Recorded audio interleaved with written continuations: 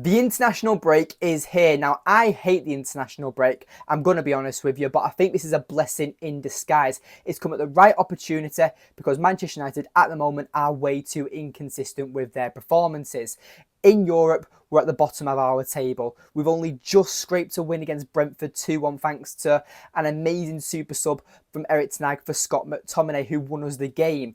But we're getting away with really lucky results at the moment, and that's the ones that we're winning. But right now, we're getting completely outplayed. 20 minutes FC.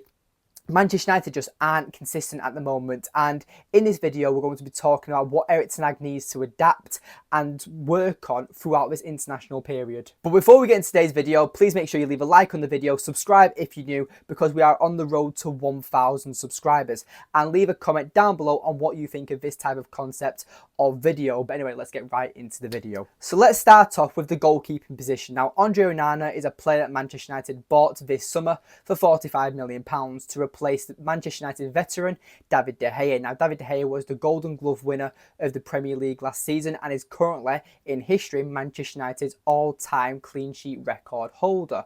Now, David De Gea last season got a lot of scrutiny. There was an agenda against him, and so many people forgot what a quality goalkeeper is because so many people were obsessed with this distribution. Now, right now, so many people are starting to turn on Andre Onana, and for me, I think it's way too soon to be turning on Andre Onana. The mistakes he's making are costing us games, and I can understand why he's getting the criticism, but I don't appreciate fans who are talking about how crap he is and stuff, because he's a very good goalkeeper.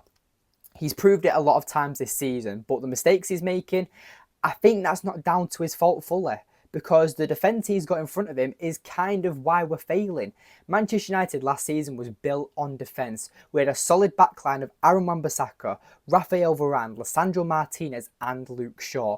But right now, all of that back four are injured. We're currently using Diogo Dalot, who is developing and gaining more confidence, and I am liking the progress of Diogo Dalot. But then we've got Victor Lindelof, we've got Harry Maguire, we've got Johnny Evans, and we're also sometimes playing Amrabat out of position from a CDM to a left back. And at the moment, it's a complete mess. So you can see why Manchester United are failing to a certain extent. But when it comes to tactics, Erik needs to kind of take a step back, analyse and adapt, because Erik is kind of being stubborn, and we understand why this is because he's a very methodical manager.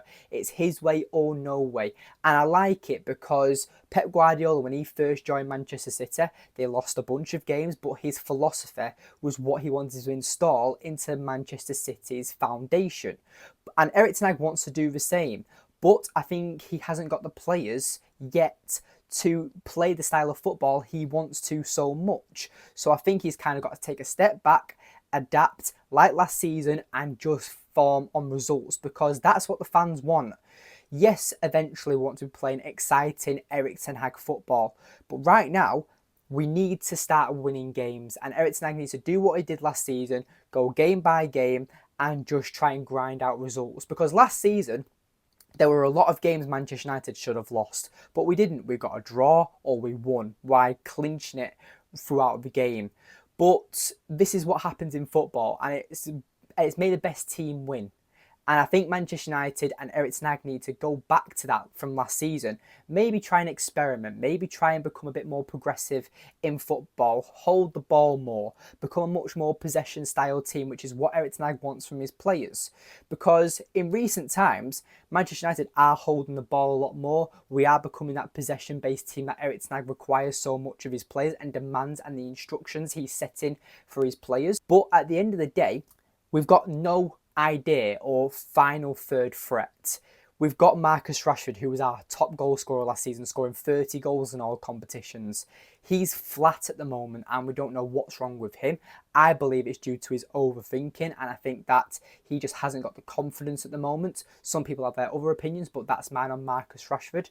Bruno Fernandes, he's either playing on the right wing or in the advanced 10 position, and I think he's all over the place at the moment. We've got Rasmus Højlund, the young prospect Denmark striker, who has a lot of potential. But we all know the truth, that Rasmus Højlund was always supposed to be the backup to a Harry Kane or Victor Osimhen. Now, it was clear Erik ten Hag has not been backed this summer. He wanted that main number 9, £100 million worth striker who was going to score a lot of goals for us. But that didn't happen, and Manchester United delayed and delayed and delayed, and then we've massively spent on Rasmus Højlund. I love the Rasmus Højlund sign, and I think he's going to be an amazing player for us. Currently scored 3 goals in the Champions League, getting that brace against Galatasaray. He's on fire at the moment, and I think as we get more consistent, he gains more confidence and adapts to the Premier League, we will see him score a lot more and do his job a lot more. I had a bet with my friend Louis that Rasmus Højlund will score 15 goals in all competitions. He didn't believe me because he'd never seen Rasmus Højlund play before. But I saw glimpses of Rasmus Højlund at Atalanta for Denmark as well. I think Rasmus Højlund's a very good player, and I really like the look of him. So at the end of the day, I back all the decisions Erik ten Hag's currently making because I know he has got his arm tied behind his back. The players are injured. The tactics are wrong. And I think this is where Erik ten Hag kind of also needs to take accountability, because the tactics that he's currently set aren't working. And this is where I've said he's kind of got to take a step back and analyse what's going on and adapt. That's the main focus what Erik ten Hag needs to do throughout this international break, which is adapt to his current situation. And it's very simple the way to penalise Manchester United at the moment, and it's very frustrating to watch because you can tell a goal's happening before it's even happened, just the way Manchester United currently defend. I mean, look at the Brighton game. That was an absolute horrendous game. That was probably the worst defensive game that we've had all season. Now, yes, we conceded 4 to Bayern Munich, but that Brighton game, the actual individual mistakes that caused the goals was terrible. And you look back at the situations, what happened. Martinez and Lindelof clattered into each other at one point. You also had just a little back heel from, I think it was just from a Brighton player. I think it might have been João Pedro or someone like that, but he did a little back heel which passed it to another player, and the other player just smashed it into the back of the net, and that back heel took out about 4 of our defenders because they just weren't expecting it. The defenders at the moment are not working, and at the moment, due to the injury crisis as well, Erik ten Hag has got his arm tied behind his back. But with this international break, I think he needs to sit down with his assistant coaches and work out what his strongest 11 is. Because yes, he's brought in Mason Mount. Yes, he brought in Anthony last season. But I think at the moment he's kind of got to take a step back, analyse and adapt. That's the main focal point of what Erik ten Hag needs to do throughout this international break and work out what's going wrong. He needs to stop his favourites as much as he can, and he needs to play football. He needs to try and win us games and stop playing his way, because eventually we will see Erik ten Hag ball shine. And sometimes, even this season, we've already seen glimpses of it. But right now, we don't have the correct players. And sometimes it is a smash and grab. Look at Brentford. The McTominay situation, yes, an amazing super sub, that paid off, but that was a smash and grab. All tactics, analysis went out of the window. Erik ten Hag went full out attack. Let's just try and get a result here. And that comeback against Brentford, for me, is the game of the season. Not even the game of the season, probably the moment of the season. Because it showed that at least there's some players that are willing not to give up. Because so many times this season, we've criticised certain players with their heads dropping after we concede a goal, and their focus isn't fully on Manchester United or playing that game there and then.